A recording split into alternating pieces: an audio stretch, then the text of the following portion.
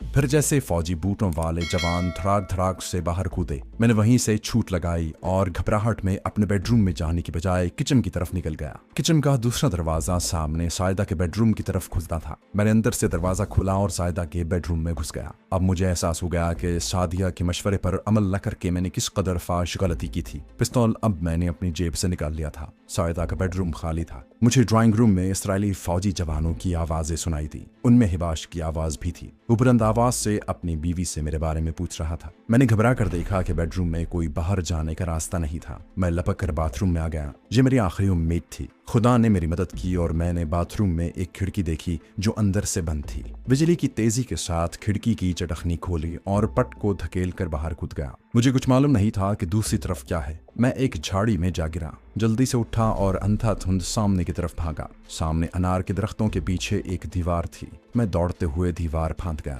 दूसरी तरफ वही कच्चा रास्ता था जिस पर मैं एक रोज पहले चहलकदमी करके नाले के पुल तक चला गया था। मेरे सामने वही गंदा नाला था जिसके किनारे काफी कुशादा थे और दरमियान में गंदे पानी की एक नाली बह रही थी। इस बौखलाहट और अफरा तफरी में भी मेरा कमांडो जहन हाजिर था और जानता था कि अगर मैंने नाले को पार किया तो पीछे से आने वाली गोलियों का निशाना बन जाऊंगा। मैं ओपन टारगेट नहीं बन सकता था। चुनाचे गैर शौरी तौर पर जिस दीवार पर से मैं कूदा था उसी के साथ साथ जनूब की तरफ दौड़ने लगा।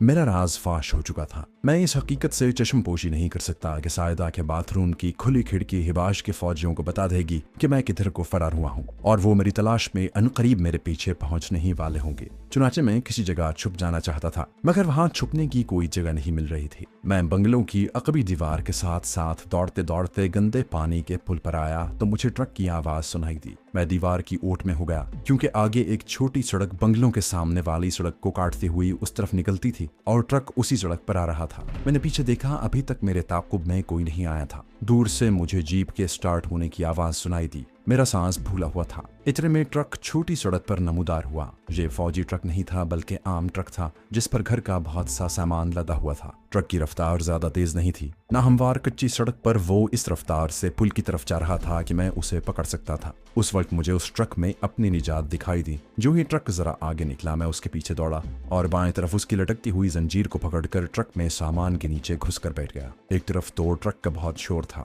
दूसरे गैर हमवार सड़क पर वो हिचकोले खा रहा था जिसकी वजह से ड्राइवर को मेरे ट्रक में कूदने का इल्म न हो सका, वरना वो ट्रक को वहीं रोक देता। वो उसी रफ्तार से पुल की तरफ बढ़ता गया। मैंने टूटी फूटी कुर्सियों और लोहे के पलंग के नीचे से पीछे सड़क पर देखा। सड़क खाली थी मगर खतरा मेरे सर पर मंडला रहा था। ये कैसे हो सकता था कि इसराइली सिक्योरिटी फोर्स के फौजी मेरी तलाश में न निकलते। ट्रक ने पुल को पार किया और दूसरी तरफ घूमा तो मुझे वो सड़क दिखाई दी जहां मैं दीवार फांद कर कूदा था। मेरा दिल बैठ सा गया। मुझे दो नीली वर्दियों वाले बहरिया के सिपाही दीवार पर चढ़कर सड़क पर कूदते नजर आए। वो पीछे हाथ हिला हिलाकर किसी को बुला रहे थे। मैं ट्रक के अंदर भरे हुए काठ कबाड़ में दुबक गया। वो लोग मेरे ताक़ुब में निकल खड़े हुए थे। मुझे उस ट्रक को छोड़ देना चाहिए। वैसे अगर मैं एक बार इस इलाके से निकल जाता हूँ तो हैफा इतना बड़ा शहर है कि वो मुझे तलाश नहीं कर सकते थे।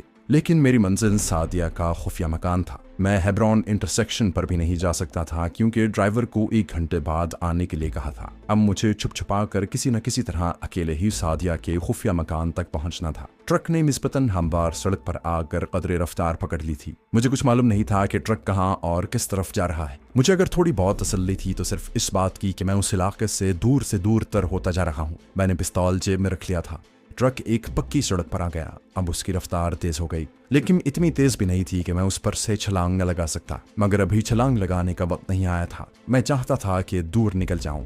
ट्रक का रुख शुमाल मगरिब की तरफ था। सूरज ढल रहा था और धूप गायब हो चुकी थी। सड़क पर ट्रैफिक आहिस्ता आहिस्ता बढ़ने लगी थी। पीछे से आती 2-1 कारों और मोटरसाइकिलों पर बैठे हुए आदमियों ने मुझे देखा। जाहिर है वो यही समझे होंगे कि मैं सामान की हिफाजत के लिए पीछे बैठा हूँ। खतरा यूं भी पैदा हो गया था कि अगर पीछे से कोई फौजी गाड़ी आ जाती है तो मैं पकड़ लिया जा सकता हूँ। दिल में तरह तरह के वसवसे और वहम पैदा होने लगे थे। जो ट्रैफिक बढ़ रहा था और ट्रक शहर के बारौनक इलाके में दाखिल हो रहा था, मेरी तशवीश में इजाफा होता जा रहा था। मैं अब हर हालत में उस ट्रक से निजात हासिल करके किसी और तरफ निकल जाना चाहता था। लेकिन ट्रक में से कूदना अब मुमकिन इसलिए नहीं रहा था कि पीछे से मोटरें, बसें और स्कूटर चले आ रहे थे। शायद शाम को लोग कारखानों और दफ्तरों से छुट्टी करके अपने अपने घरों को लौट रहे थे। एक खतरा भी था कि बहरिया इंटेलिजेंस ने कहीं चौक में गाड़ियों की तलाशी का काम न शुरू कर दिया हो। मैं सामान से निकलकर ट्रक के अकबी तख्ते के साथ लगकर बैठ गया और हालात का जायजा लेने लगा। मैं मौके की तलाश में था कि कहीं किसी जगह ट्रक दाएं जानिब हो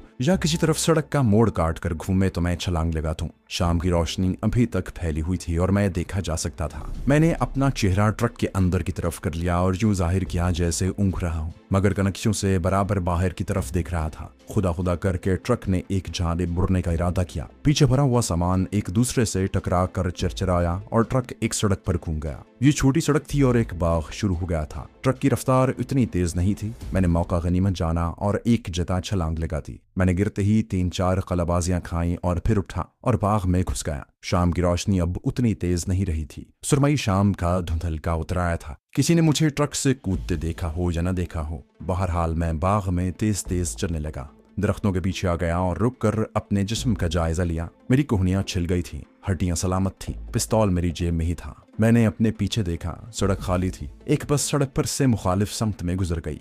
मैं आगे चल पड़ा। ये बाग एक पार्क था। मैदान में घास उगी हुई थी और दूर दरख्तों की कतारों के पीछे कुछ बच्चे एक दूसरे के पीछे भाग रहे थे। ये खुली जगह किसी सूरत में भी मेरे लिए महफूज नहीं थी। मेरी मंजिल सादिया का छते हुए बाजार वाला खुफिया मकान था, लेकिन वहां मैं सिर्फ उसी सूरत में पहुंच सकता था कि जहां से किसी तरीके से हेब्रोन इंटरसेक्शन वाले चौक में पहुंचूं। वहां से रास्ते को पहचानते छुपते हुए पुराने बाजार तक चला जाऊं। इसके सिवा मुझे किसी रास्ते का इल्म नहीं था। ये शहर और शहर के कूचाओ बाजार मेरे लिए बिल्कुल अजनबी थे। हेब्रोन इंटरसेक्शन वाले चौक में पहुंचने का वाहिद जरिया सिर्फ टैक्सी ही हो सकती थी, लेकिन टैक्सी की किसी न किसी मोड़ पर चेकिंग होने का गालिब इम्कान था। सिर्फ एक बात मेरे हक में जाती थी कि शाम का अंधेरा मेरे इर्द गिर्द फैल रहा था। अंधेरे की चादर ही मुझे पनाह दे सकती थी, मगर उसके लिए जरूरी था कि मैं कम रोशन सड़कों पर से होकर चलूं, क्योंकि बड़ी शाहराहों और कुशादा सड़कों पर नियॉन साइन की रोशनियों की वजह से उजालों का सैलाब सा उमड़ आया था। मैं चलते चलते शहर के गैर आबाद इलाके में निकल आया था, जहाँ रिहायशी मकानात ना होने के बराबर थे। शाम के धुंधलके की जगह अब आहिस्ता आहिस्ता रात का अंधेरा अपना सिक्का जमा रहा था। मैं हर तरफ से चौकस था। चंद कदम चलने के बाद पीछे मुड़कर देख लेता। खेतों का सिलसिला शुरू हो गया, जिनके पीछे रेत के टीले अंधेरे में गुम हो रहे थे। एक जेट सैयारा शोर मचाता अपनी नीली और सुख रोशनियां झिलमिलाता आसमान पर से गुजर गया। उसकी बुलंदी से मालूम हुआ कि हवाई अड्डा ज्यादा दूर नहीं था। मैं खतरनाक इलाके में दाखिल हो रहा था, क्योंकि हवाई अड्डे के आसपास के इलाके में वैसे भी सिक्योरिटी सख्त होती है। शहर की बुलंदोबाला इमारतों की रोशनियां मेरे अकब में झिलमिला रही थीं। असल में मुझे उन्हीं की तरफ जाना था, क्योंकि सादिया का खुफिया ठिकाना शुमाल मगरिब की जानिब था। मैंने एक जगह रुक कर देखा और तमाम रास्ते का जायजा लिया। अंधेरे ने एक चादर सी फैला रखी थी। बाएं जानिब किसी ट्यूबवेल के इंजन की हल्की हल्की आवाज के साथ पानी की धार के किसी होज में गिरने की आवाज भी आ रही थी। मैंने अंदाजे के मुताबिक अपने लिए एक रास्ता मुतय्यन किया और खुदा का नाम लेकर बाएं जानिब तिरछा होता हुआ शहर के शुमाल मगरबी इलाके की तरफ चल पड़ा। इससे कुछ देर पहले अगर मैं इंटरसेक्शन वाले चौक में पहुंच जाता तो नीली गाड़ी को पकड़ सकता था, मगर अब जाहिर है वो वहां पर मौजूद नहीं होगी।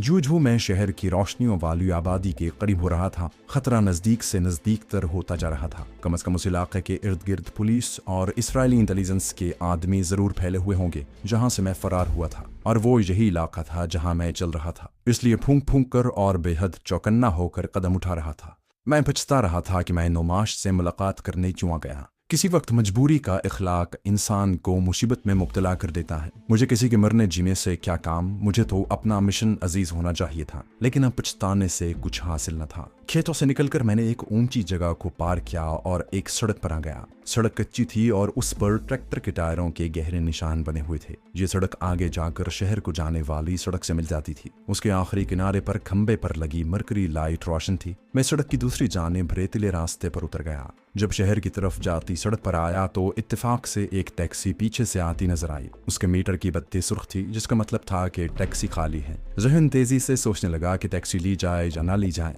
अभी मेरा दिल ने कोई फैसला नहीं किया था कि टैक्सी के करीब आते ही मेरा हाथ फजा में ऊपर उठ गया। टैक्सी मेरे बिल्कुल करीब आकर रुक गई। मैं बिला सोचे समझे टैक्सी की अकबी नशिस्त पर बैठ गया और उसे हेब्रोन इंटरसेक्शन की बजाय नवादिरात के छते हुए बाजार की तरफ चलने को कहा। मेरी खुशकिस्मती थी कि वो मेरे एक बार कहने पर ही समझ गया और उसने मुझसे कोई सवाल जवाब न किए। मीटर डाउन किया और टैक्सी को आगे बढ़ा दिया। सामने से किसी गाड़ी की मुझ पर रोशनी पड़ती तो मैं अपना चेहरा नीचे कर लेता, जैसे नीचे कोई चीज तलाश कर रहा हूँ। मैं ड्राइवर को ये नहीं कह सकता था कि वो गैर आबाद इलाके से होकर चले। मुझे ये भी धड़का लगा था कि कहीं टैक्सी शहर के रोशन और आबाद इलाके से ना गुजरने लगे। मैंने सर पर नीला रुमाल इस तरह लपेट लिया कि मेरी दाढ़ी उसमें चुभ गई थी। मुझे ये भी मालूम नहीं था कि टैक्सी उसी छते हुए बाजार की तरफ जा रही थी या नहीं। मैंने अपना शक दूर करने की गरज से ड्राइवर को इब्रानी जबान में कहा कि उस छते हुए बाजार में नवादिरात की दुकानें बहुत हैं। टैक्सी ड्राइवर ने सिगरेट का कश लगाते हुए कहा, मैं जानता हूँ। मैं खामोश होकर सीट के कोने में घुस गया। अंदर ठंडी हवा आ रही थी,